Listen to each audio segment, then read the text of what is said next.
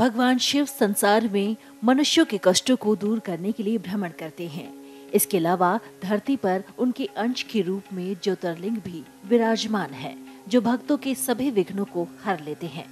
हर ज्योतिर्लिंग की स्थापना किसी न किसी कारण से हुई है, जिसमें 12वां यानी अंतिम श्री घूमेश्वर ज्योतिर्लिंग का प्राकट्य एक माँ के मृत पुत्र को जीवित करने के लिए हुआ था।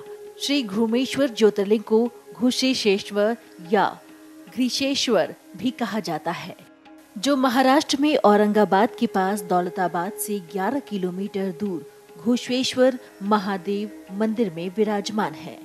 इस मंदिर का निर्माण देवी अहिल्याबाई होलकर ने करवाया था। ये मंदिर शहर से दूरी पर स्थित है, जिसमें सादगी का एक अलग ही दर्शन होता है। श्री घूमेश्वर से जुड़ी पौराणिक कथा। देश के दक्षिण में देवगिरी पर्वत के पास सुधर्मा नाम का बहुत तेजस्वी तपोनिष्ठ ब्राह्मण रहता था, जिसकी पत्नी का नाम सुदेहा था। इन दोनों के बीच बहुत ही प्रेम था। भगवान की कृपा से उन्हें कोई भी कष्ट नहीं देता था, लेकिन इस दंपति की कोई संतान नहीं थी। ज्योतिष विज्ञान से पता चला कि सुदेहा के गर्भ में संतान पैदा नहीं हो सकती। सुदेहा की संतान पाने की बहुत इच्छा थी, तो उसने जिद करते हुए सुधर्मा का विवाह अपनी छोटी बहन घुष्मा से करा दिया। घुष्मा बहुत ही विनीत और शांत स्वभाव की स्त्री थी, जो सदा भगवान शिव की भक्ति में लीन रहती। वो हर रोज 101 पार्थिव शिवलिंग बनाकर सच्चे मन से उनका पूजन करती थी और फिर इन्हें तालाब में प्रवाहित कर देती थी। भगवान शिव की कृपा से कुछ समय बाद उसने बहुत ही सुंदर बालक को जन्म दिया। बालक के आ जाने से घर में खुशियों का ठिकाना नहीं रहा, लेकिन धीरे धीरे सुदेहा को जलन होने लगी और उसके मन में कुविचार आने लगा। सुदेहा के मन में आने वाले कुविचार समय के साथ बढ़ने भी लग गए। बालक के विवाह के बाद सुदेहा ने उसकी हत्या कर डाली और उसके शरीर को तालाब में जाकर फेंक डाला। पूरे घर में कोहराम मच गया।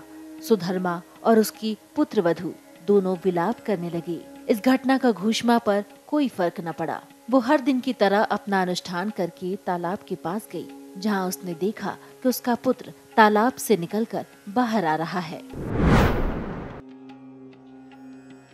और इसी समय भगवान शिव भी वहाँ प्रकट हो गए और घुष्मा की भक्ति से इतने प्रसन्न हो गए कि वर मांगने के लिए कहा। भगवान सुदेहा की इस हरकत से बहुत रुष्ट हो गए थे और उसे दंड देने जा रहे थे।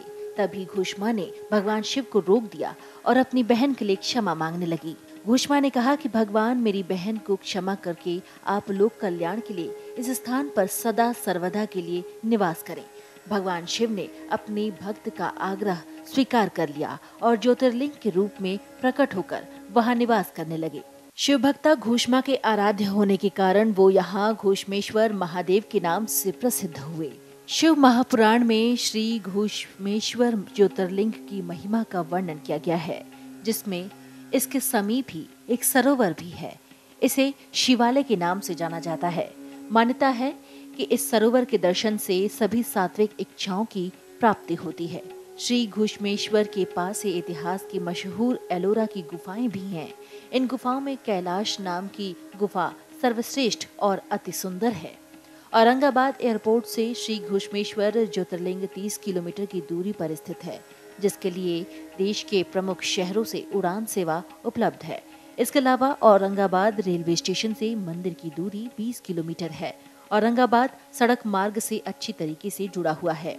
यहाँ आप आसानी से बस और अपने वाहन के जरिए पहुंचकर महादेव के दर्शन पा सकते हैं।